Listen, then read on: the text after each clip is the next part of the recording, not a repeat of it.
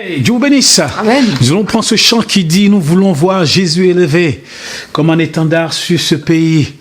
Amen. Amen.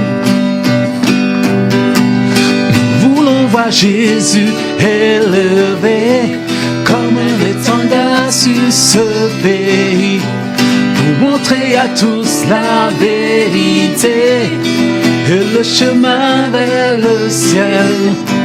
Nous voulons voir Jésus élevé comme un étendard sur ce pays, pour montrer à tous la vérité et le chemin vers le ciel.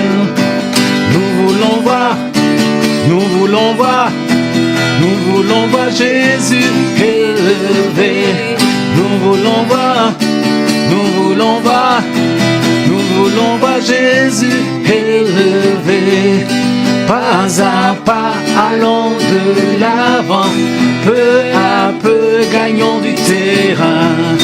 La prière est notre puissance, les murailles s'écoulent à terre, à terre, à terre, à terre. Nous voulons voir Jésus élevé comme un étendard sur ce pays, pour montrer à tous la vérité et le chemin vers le ciel.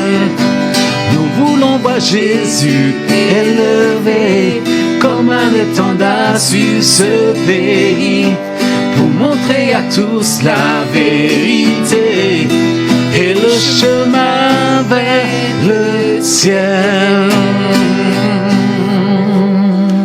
Amen. Dieu, nous sommes très heureux de pouvoir partager ces moments avec vous, comme je le dis chaque fois. Eh bien, afin d'en tirer la substance et en faire une application. Parce que si tu lis la parole de Dieu comme un petit livre et puis tu n'en fais pas des applications, cela ne sert à rien. Nous voulons Alléluia. lire la parole de Dieu afin que nous puissions aller de victoire en victoire et de gloire en gloire avec le Seigneur. Merci pour Aujourd'hui, tous ceux eh bien, qui nous... Pardon. oui, exactement, merci. Merci pour tous ceux qui nous sont fidèles. Alléluia.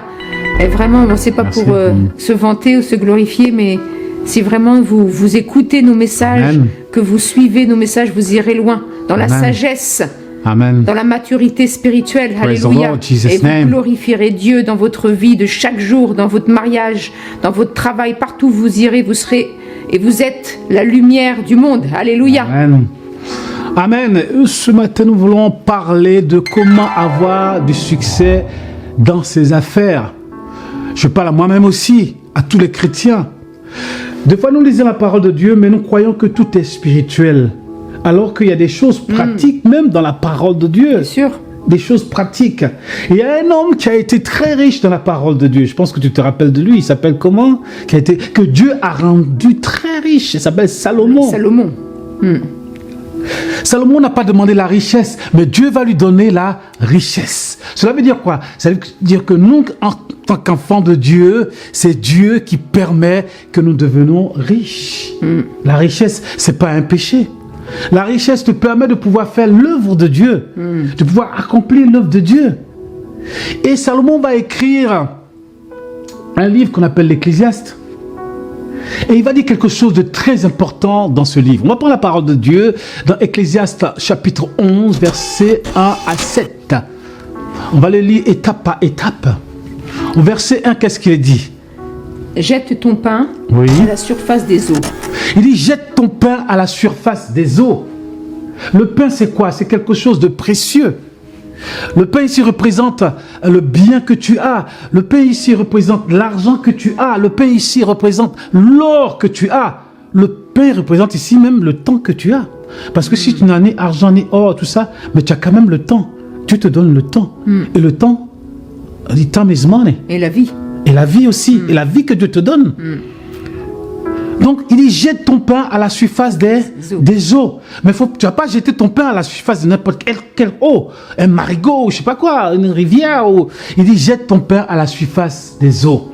Et comme je dis ici, le pain ici est l'image du bien, de l'argent que tu as. Il est ici question ici d'investissement. Parce que Salomon a compris ce que c'est que investir. Si tu veux réussir, tu es obligé d'investir. Tous ceux qui sont actuellement riches dans le monde, ils ont investi, que ce soit Mark Zuckerberg, que ce soit Bill Gates, que ce soit ceux qui a fait Amazon, ils ont tous investi. Pour pouvoir réussir dans ce monde, il faut investir. Investir dans la maison, investir dans ce qui va te rapporter. Il faut investir pour pouvoir... Même nos parents, ils ont compris qu'il faut faire des champs de café, de cacao. Ils ont investi dedans et ça leur a rapporté. Celui qui n'investit pas, il ne peut pas avoir l'argent. Donc, Salomon a compris qu'il faut investir. Voilà pourquoi il dit, jette ton pain à la surface des eaux. Et la suite, qu'est-ce qu'il a dit? Car avec le temps, tu le retrouveras. Car avec le temps, tu le retrouveras. Jette ton pain à la surface des eaux, c'est-à-dire investis. Et quand tu vas le retrouver, Dieu va le multiplier. Dieu va voilà, la semence. Jette ta semence et ta semence va se multiplier. Et Dieu va multiplier ta bénédiction. Amen. Tu vas le retrouver. Et Dieu va permettre que tu puisses le retrouver et que cela se multiplie et que tu sois béni.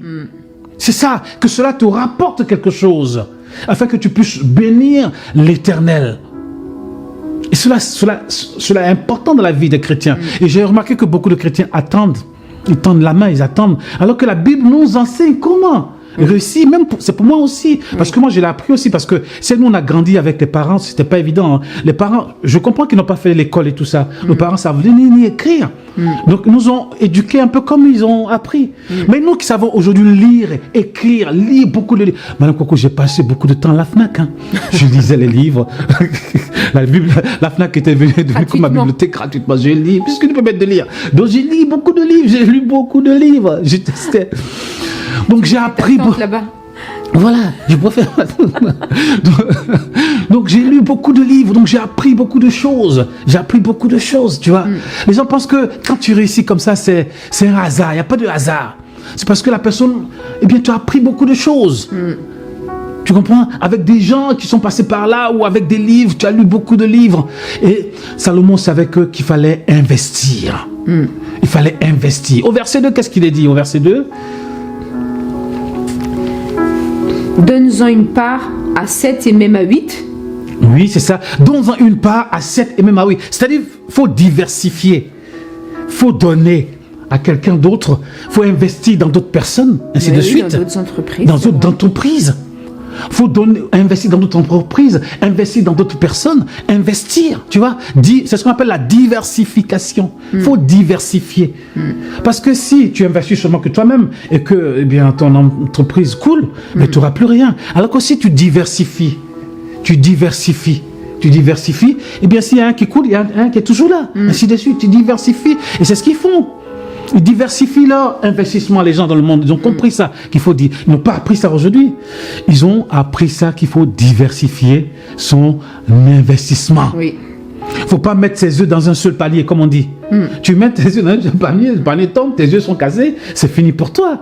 Donc il faut diversifier. Diversifier dans l'immobilier, diversifier dans la restauration, diversifier dans telle chose, dans les plantations, dans l'agriculture, dans le poisson, diversifier dans la nouvelle technologie, diversifier dans la banque, diversifier dans la bourse, diversifier. Il faut diversifier ses investissements. Et cela, c'est pour nous tous.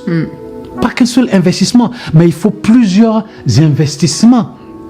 Je ne sais pas si tu as compris, Madame Kouakou. Oui, surtout qu'il dit après, car tu ne sais pas quel malheur peut arriver sur la terre. Cela veut dire qu'il peut y avoir des risques que tu ne peux pas contrôler. Mais Salomon était en avance sur son temps. C'est Dieu qui lui a donné l'intelligence. Il était en avance que même dans la diversification, dans l'investissement, il peut y avoir des risques. Tu comprends? C'est-à-dire qu'il y a des investissements que tu peux perdre. Donc, il faut diversifier. Car tu ne sais pas quel malheur. Parce que, en fait, la vie est un mystère. Même la mort est un mystère. Même l'éternité, c'est un mystère. Donc, ça veut dire que tu ne contrôles pas. Parce que nous sommes de passage sur la terre. Donc, ce qui fait qu'il faut diversifier. Tu ne sais pas, la Covid, est-ce qu'on savait que la Covid allait arriver? Non, on ne savait pas. Non. Et beaucoup d'entreprises ont coulé. Oui. Ceux qui n'ont pas été prudents ont coulé. Aujourd'hui, on a vu on a eu la crise bancaire, la crise économique, ainsi de suite, les crises. Les crises se succèdent. Les crises se succèdent et les crises, il y en aura toujours. Donc, il faut diversifier son investissement parce qu'il peut avoir des risques. Car tu ne sais pas quel malheur peut arriver, tu ne sais pas. Toi, tu es un homme parce que tu es limité par contre, en diversifiant en tant que chrétien, eh bien, ton investissement peut te rapporter. Si ça coule ici, tu as ici. Si ça coule ici, tu as là. Et ainsi de suite. Tu restes encore vaillant. Amen. Au verset 3, qu'est-ce qu'il est dit au verset 3? Alléluia. Que Dieu vous bénisse. Quand les nuages sont pleins de pluie, ils la répandent sur la terre. Et si un arbre tombe au midi ou au nord, il reste à la place où il est tombé. Alléluia. Les nuages, ici, est l'image. La pluie, c'est vrai que c'est la bénédiction, mais les nuages peuvent être menaçants. Est-ce que tu comprends ce que je veux dire? Peuvent être menaçants. Ça veut dire que les difficultés peuvent arriver. Il y a des difficultés qui peuvent arriver, même qui peuvent même faire tomber les arbres. Des difficultés qui peuvent arriver, tu vois. Et lorsque les difficultés arrivent, il ne faut pas entrer dans le découragement. Le découragement, c'est-à-dire que pour réussir, il faut persister. Il faut être endurant. Il faut résister. Persévérant. Patient, exactement. Pour réussir, ceux qui réussissent, c'est ceux qui persistent. Qui résistent. Ce n'est pas les plus intelligents qui réussissent. Mais c'est ceux qui résistent, ceux qui sont patients, ceux qui sont persévérants. Il y a des gens qui sont très intelligents, mais ils ne réussissent pas. Moi, je peux te dire qu'il y a des gens avec qui j'ai fait l'école, qui étaient plus intelligents que moi en classe, mais je ne les ai jamais vus. Quand je vais à Abidjan, je ne les vois pas. Quand je vais à New York, je ne les vois pas. Quand je vais à Paris, je ne les vois pas. Ceux qui étaient premiers de la classe, je ne les vois pas. Moi, je n'étais pas le plus intelligent de la classe. Mais c'est celui qui est persistant, celui qui est endurant, celui qui a la foi en Dieu, celui qui croit qu'il va réussir, celui qui prend celui qui a la sagesse de Dieu. Tu vois? Parce que tu peux être intelligent en classe, mais intelligent dans les affaires, ça n'a rien à voir. Celui que Dieu protège aussi. Et celui que Dieu protège aussi. Très important. Très important. Donc, c'est pour dire que les nuages peuvent être menaçants, mais il ne faut pas se décourager. Les flots peuvent venir contre toi, les gens peuvent te critiquer, les gens peuvent être contre toi, lui là même, est-ce qu'il va réussir, ses affaires sont en train de couler, mais il faut être persistant, il faut résister, ainsi de suite. Salomon savait tout ça. Salomon savait que même quand tu investis, il peut y avoir des difficultés, il peut y avoir des soucis, mais il ne faut pas se décourager. On peut dire que le découragement n'est pas chrétien. Il faut se fortifier dans le Seigneur, comme dit Dieu à Josué, fortifie-toi dans le Seigneur.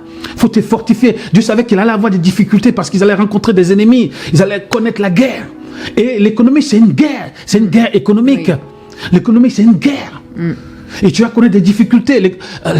L'économie, c'est pas comme ça, hein, mais c'est des difficultés.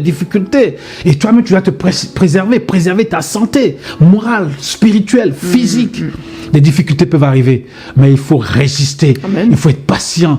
Il faut pas changer. Et la récompense viendra un jour. Alléluia. Amen. On va voir le verset 5, comme dit la parole de Dieu.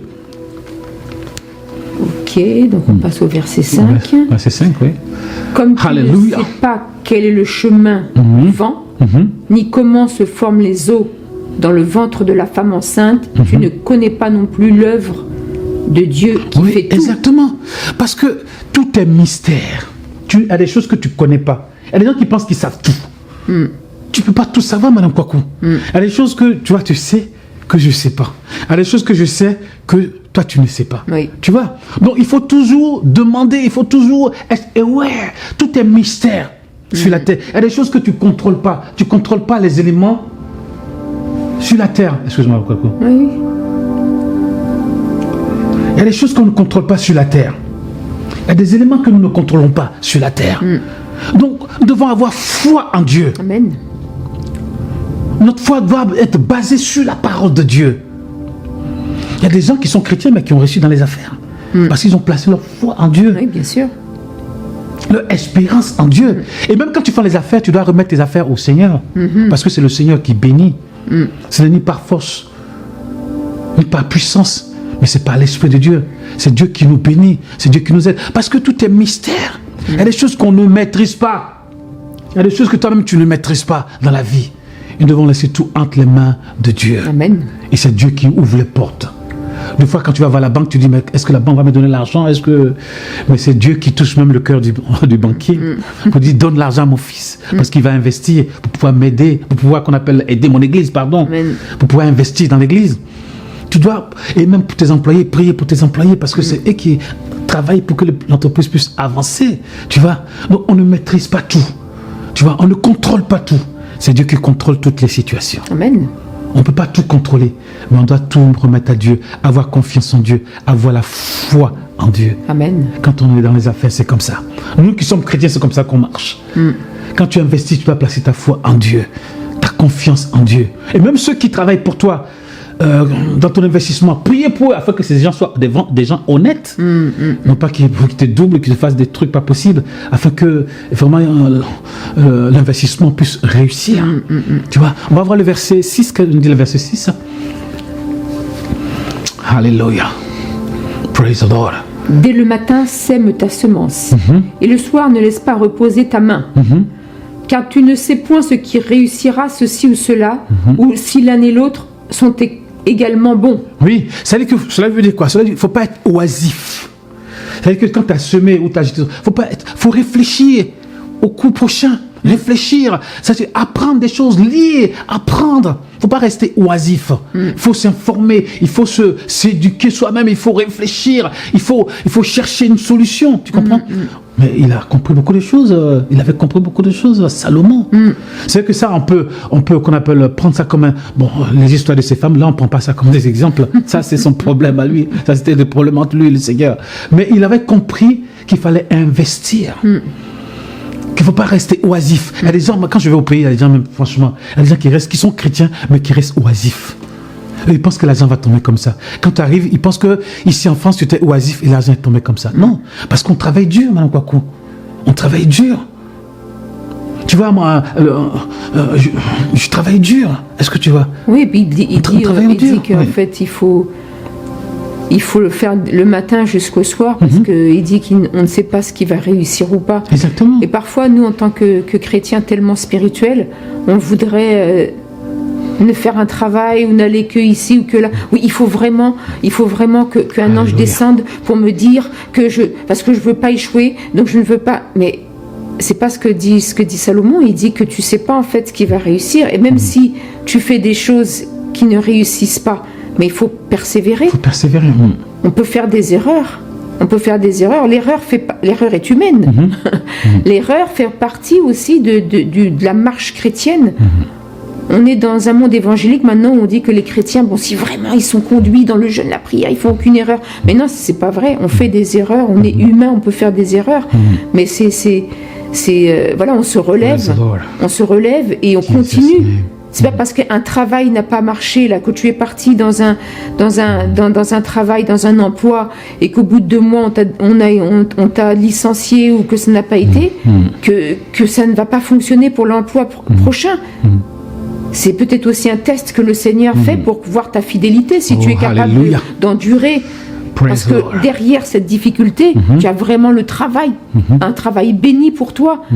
Mais ça va être un test pour voir vraiment qu'est-ce que tu es capable d'endurer, de résister, et surtout de voir ta fidélité, même si tu es dans la difficulté, de voir que tu es capable d'aller au travail et que de ne pas critiquer ton supérieur hiérarchique, de continuer à faire correctement ton travail, même si c'est pas agréable.